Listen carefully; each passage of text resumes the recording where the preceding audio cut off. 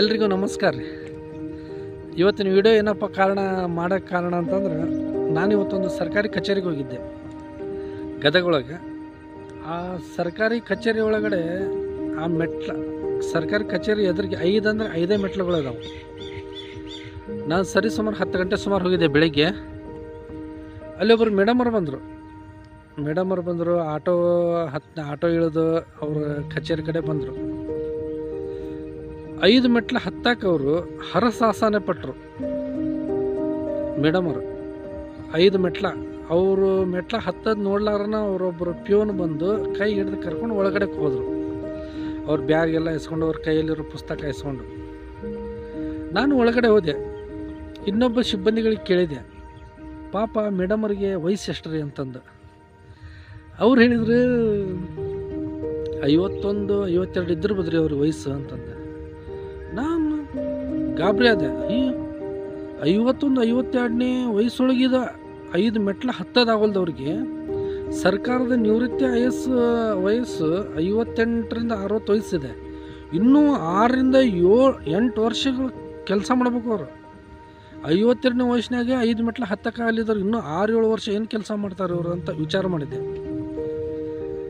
ನಾನು ಅಂದ್ಕೊಂಡೆ, ನಿಜವಾಗಿಯೂ ಸರ್ಕಾರ ಆಡಳಿತ ನಡೆಸುವಂಥವ್ರು ನಿವೃತ್ತಿ ವಯಸ್ಸನ್ನು ಕಡಿಮೆರ ಮಾಡಿರಿ. ಅಥವಾ ನಾನು ಸರ್ಕಾರಕ್ಕೆ ಹೇಳೋದೇನಂತಂದರೆ, ಇಂತಹವರು ಕರ್ನಾಟಕದಲ್ಲಿ ಪುರುಷರು ಮಹಿಳೆಯರು ಬಹಳಷ್ಟು ಜನ ಇದ್ದಾರೆ. 50 ವರ್ಷ 52 ವರ್ಷಕ್ಕೇ ಬಹಳಷ್ಟು ಮುಖ್ಯವಾಗಿ ಕೆಲಸಕ್ಕೆ ಬರೋರನ್ನು ನೋಡಿದ್ದೇವೆ. ಆದ್ದರಿಂದ ದಯವಿಟ್ಟು ಇಂಥವ್ರನ್ನಾದರೂ ಕರ್ನಾಟಕ ರಾಜ್ಯದ ಸಿಬ್ಬಂದಿಗಳನ್ನು ಗುರುತಿಸಿ ಅವರಿಗೆ ನಿವೃತ್ತಿ ಘೋಷಣೆ ಮಾಡಿ, ಅಥವಾ ಎಲ್ಲರಿಗೂ ಮಾಡಿ ಅಂತ ಹೇಳ್ತಾ ಇಲ್ಲ, ಅಲ್ಲಿ ಇಂಥವ್ರು ಇದ್ದೇ ಇರ್ತಾರಲ್ಲ, ಅಂಥವ್ರಾದರೂ ಪಾಪ ಅವರು ತಮ್ಮ ಮೊಮ್ಮಕ್ಕಳ ಜೊತೆ ಇನ್ನೊಂದು 8-10 ವರ್ಷ ಖುಷಿಯಿಂದ ಜೀವನ ಸಾಗಿಸ್ತಾರೆ.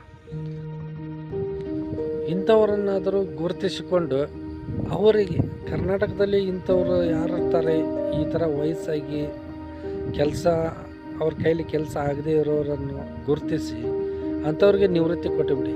ಇನ್ನು ಉಳಿದವರಾದರೂ ಕೆಲಸ ಮಾಡ್ತಾರೆ. ಪಾಪ ಒಂಥರ ಬಿಸಿ ತುಪ್ಪ, ಉಗುಳೋಕ್ಕೂ ಬರೋಲ್ಲ ನುಂಗೋಕ್ಕೂ ಬರೋಲ್ಲ ಅಂತಾರಲ್ಲ, ಹಂಗಾಗಿರ್ತವ್ರದ್ದು. ಅಡಿಕತ್ತರಲ್ಲಿ ಅಡಿಕೆ ಸಿಕ್ಕಂಗೆ ಅಂತ ಹೇಳ್ತಾರೆ ನಮ್ಮ ಕಡೆ ಭಾಗದಲ್ಲಿ.